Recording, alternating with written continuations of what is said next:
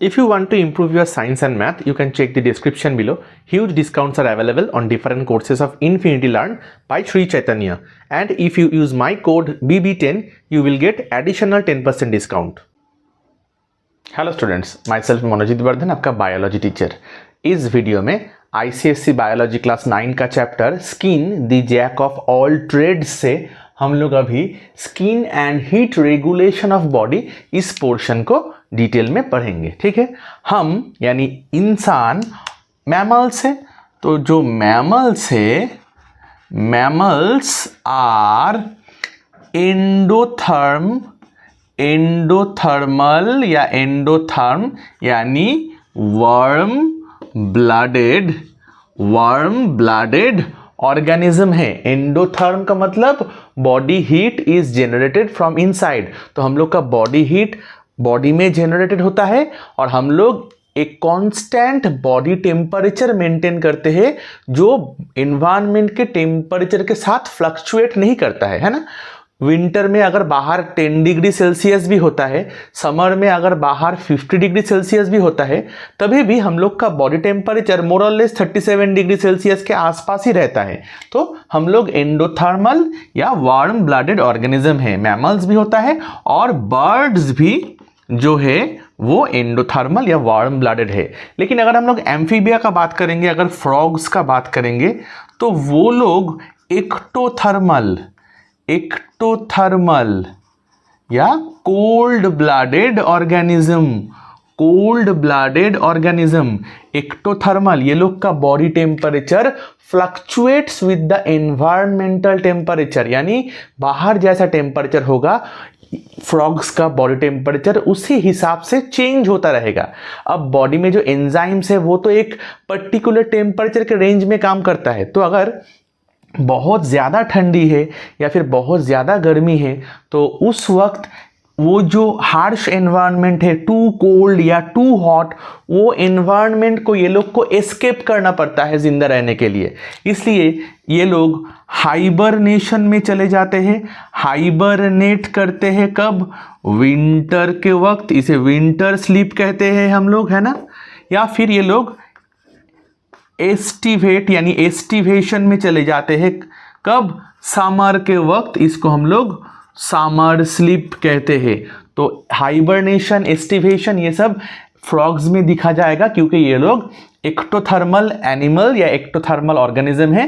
ये लोग का बॉडी टेम्परेचर बाहर के बॉडी टेम्परेचर के साथ फ्लक्चुएट करता है। ठीक है, एंडोथर्मल को हम लोग होमियोथर्म भी कह सकते हैं। होमियोथर्म यानी सेम टेम्परेचर मेंटेन करते हैं इसलिए।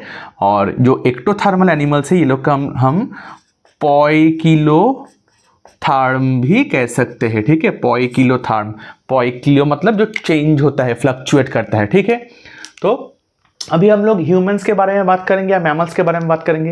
ह्यूमंस का बॉडी टेम्परेचर जो है वो 37 डिग्री सेल्सियस रहता है। अगर किसी का माउथ में आप थर्मोमीटर डाल के नॉर्मल, जब मतलब वो उसका अभी बुखार नहीं है, नॉर्मल कंडीशन में अगर किसी के माउथ में तुम थर्मोमीटर डालोगे तो उसमें 37 डिग्री सेल्सियस ऐसा टेम्परेचर देखने को मिलेगा। लेकिन अगर हम लोग रेक्टम में देखेंगे तो रेक्टम में हो सकता है कि 1 डिग्री सेल्सियस ज़्यादा हो, यानी 38 डिग्री सेल्सियस आए थर्मोमीटर में। और अगर आर्म पिट में अगर थर्मोमीटर लगाया जाए तो वहाँ पे शायद 1 डिग्री सेल्सियस कम आए।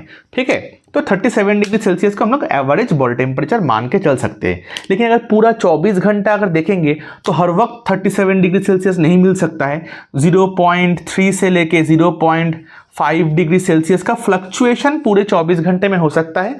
तो सबसे कम टेम्परेचर हम लोग को शायद अर्ली मॉर्निंग में मिलेगा और सबसे ज़्यादा टेम्परेचर शायद हम लोग को लेट आफ्टरनून में मिलेगा। तो इतना सामान्य डिफरेंस दिन में हो सकता है, लेकिन कभी भी वो ज़्यादा फ्लक्चुएशन नहीं हो जाएगा।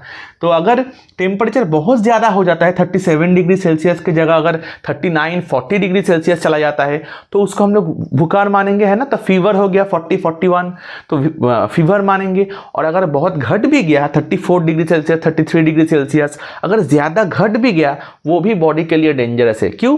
क्योंकि जो एंजाइम है वो एक रेंज में काम करता है, एक टेम्परेचर का रेंज में काम करता है। एंजाइम सबसे अच्छा काम करता है ह्यूमन बॉडी में 36 टू 38 डिग्री सेल्सियस, इस रेंज में सबसे अच्छा काम करता है। अगर किसी का बॉडी टेम्परेचर 34 डिग्री सेल्सियस हो गया तो एंजाइम तब बॉडी का जो एंजाइम से जो डिफरेंट मेटाबॉलिक एक्टिविटीज़ को कंट्रोल करता है वो ठीक से काम नहीं करेगा। और अगर ज़्यादा हाई टेम्परेचर हो गया 40, 41, 42, तब भी एंजाइम्स का डिस्ट्रॉय होने का चांस रहता है, जो बहुत ही बॉडी के लिए हानिकारक है। ठीक है, तो 37 डिग्री सेल्सियस एवरेज टेम्परेचर है। अब बॉडी का टेम्परेचर ऐसे मेंटेन रहता है हर वक्त 365 डेज। तो ये टेम्परेचर मेंटेन करने के लिए बॉडी में डिफरेंट मैकेनिज्म से हीट प्रोडक्शन का और हीट लॉस का। पहले देखते हैं कि बॉडी में हीट प्रोडक्शन किस किस तरीके से हो सकता है।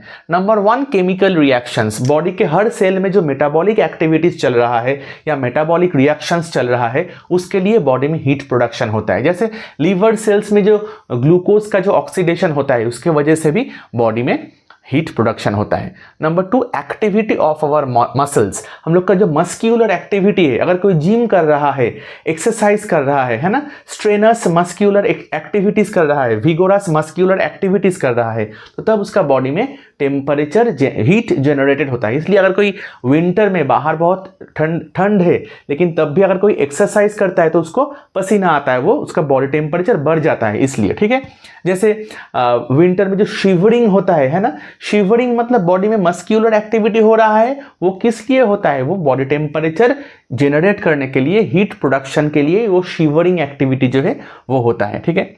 Number 3, injection of hot foods and beverages.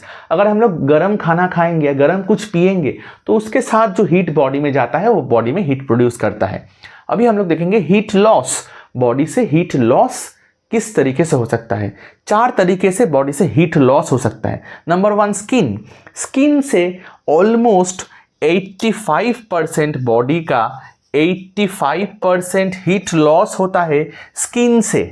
ठीक है, कॉन्वेक्शन, कंडक्शन, रेडिएशन प्रोसेस से हीट लॉस हो सकता है, और जो स्वेटिंग होता है, इवापोरेशन ऑफ स्वेट से भी हीट लॉस स्किन के माध्यम से होता है। ठीक है।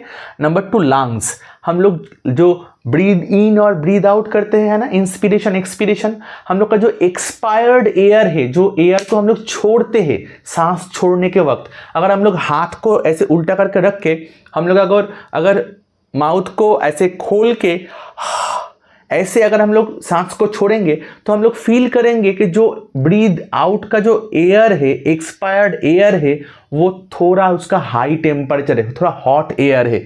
तो लंग्स से जो एयर निकलता है वो बॉडी टेम्परेचर को लॉस में हेल्प करता है। उसके साथ जो हम लोग जो लंग्स से जो एयर हम लोग मतलब बाहर छोड़ते हैं, एक्सपायर्ड एयर, उसके साथ थोड़ा वाटर वेपर भी रहता है, तो वो वेपर प्रोडक्शन के वक्त भी बॉडी से हीट लॉस होता है। Number 3, urine and faeces. जो यूरिन एंड फीकल मैटर जो बॉडी से निकलता है वो बॉडी टेम्परेचर से बाहर से निकलता है, मतलब उसके साथ भी बॉडी का हीट लॉस होता है। और नंबर 4, फूड्स। जैसे गर्म खाना खाने से बॉडी में हीट प्रोड्यूस होता है, वैसे अगर कोई ठंडा खाना खाएगा या ठंडा कुछ पिएगा तो वो बॉडी से हीट लॉस का एक कारण हो सकता है। ठीक है, ओके। अभी हम लोग देखेंगे टेम्परेचर रेगुलेशन कैसे होता है हम लोग के बॉडी में। टेम्परेचर रेगुलेटिंग सेंटर या हीट रेगुलेटिंग जो सेंटर है वो हम लोग का हाइपोथैलेमस में है। हाइपोथैलेमस जो एक फोर ब्रेन का पार्ट है, ये थर्मोस्टेट की तरह काम करता है। थर्मोस्टेट की तरह काम करता है। अगर बॉडी टेम्परेचर किसी वजह से नॉर्मल टेम्परेचर से नीचे आ जाता है तो ये क्या करता है, बॉडी में जो हीट प्रोड्यूसिंग जो प्रोसेस है उसको स्विच ऑन कर देता है या फिर इंक्रीज कर देता है, जिसके वजह से बॉडी टेम्परेचर फिर नॉर्मल रेंज में आ जाता है। और कभी अगर बॉडी टेम्परेचर नॉर्मल से ज़्यादा हो गया तो ये क्या करता है, जो कूलिंग प्रोसेसेस है, बॉडी में जो कूलिंग प्रोसेसेस है उसको स्विच ऑन कर देता है या इंक्रीज कर देता है, और जो हीट प्रोड्यूसिंग प्रोसेसेस है उसको स्विच ऑफ कर देता है। ऐसे बॉडी टेम्परेचर को रेगुलेट करता है हम लोग का फोर ब्रेन का थैलेमस। ठीक है। अभी हम लोग देखेंगे कि कोल्ड वेदर में कैसे टेम्परेचर रेगुलेशन होता है। कोल्ड वेदर में वैसोकॉन्स्ट्रिक्शन होता है। वैसोकॉन्स्ट्रिक्शन मतलब constriction of blood vessels. Skin में जो आर्टेरियोल्स है ये सब कॉन्स्ट्रिक्टेड हो जाता है, मतलब नैरो हो जाता है। नैरो होने के वजह से उसमें ज़्यादा ब्लड फ्लो नहीं होता है। तो स्किन के एपिडर्मिस के आसपास अगर ज़्यादा ब्लड फ्लो नहीं होगा तो जो हीट बॉडी से बाहर निकलता है कॉन्वेक्शन, कंडक्शन, रेडिएशन प्रोसेस से, तो little heat will be radiated. Blood flow घट गया इसलिए रेडिएशन ऑफ हीट घट गया। अब बॉडी में तो हीट को कंजर्व करना होगा ना, क्योंकि कोल्ड वेदर है तो हीट कंजर्व करने के लिए वैसोकॉन्स्ट्रिक्शन हुआ, जिसके वजह से ब्लड वेसल में एपिडर्मिस की तरफ ब्लड फ्लो घट गया, इसलिए हीट रेडिएशन भी घट जाता है। ठीक है। उसके साथ साथ ब्लड फ्लो घट जाने के वजह से जो स्वेट ग्लैंड प्रेजेंट है स्किन में, स्वेट ग्लैंड का सिक्रीशन यानी स्वेट प्रोडक्शन भी घट जाता है। अब स्वेट का इवापोरेशन होने के वजह से बॉडी हीट लॉस होता है। तो यहाँ पे तो बॉडी हीट को लॉस करना नहीं होगा, बॉडी हीट को कंजर्व करना होगा, इसलिए स्वेट प्रोडक्शन घट जाने के वजह से इवापोरेशन ऑफ स्वेट के वजह से जो हीट लॉस होता है वो भी कम जाएगा या घट जाएगा। ठीक है। तो इस तरीके से कोल्ड वेदर में बॉडी हीट को बाहर निकल जाने से रोकने का एक कोशिश बॉडी में चलता है। उसके साथ साथ बॉडी हीट प्रोडक्शन करने के लिए जो मेटाबॉलिक प्रोसेसेस है वो इंक्रीज होता है कोल्ड वेदर में। और क्या होता है, जो मस्क्यूलर मूवमेंट वो बढ़ जाता है, जो शिवरिंग होता है ना, कोल्ड में शिवरिंग जो होता है उससे क्या होता है, मस्क्यूलर मूवमेंट होता है, तो उससे बॉडी में हीट जनरेटेड होता है। अब देखेंगे कि हॉट वेदर में क्या है। हॉट वेदर में क्या होगा, बॉडी टेम्परेचर बढ़ जाने का चांस है, तो अब बॉडी हीट को लॉस करना होगा। तो तब क्या होता है, तब होता है वैसोडाइलेशन, यानी जो स्किन में जो आर्टेरियोल्स है वो डायलेटेड हो जाता है, उसमें ब्लड फ्लो बढ़ जाता है। अब ब्लड फ्लो जैसे बढ़ेगा उसके साथ साथ जो हीट है, बॉडी हीट है, मच हीट रेडिएटेड है ना, ज्यादा हीट अब रेडिएशन प्रोसेस से, कंडक्शन प्रोसेस से, कन्वेक्शन प्रोसेस से स्किन से बाहर निकल जाएगा। ठीक है।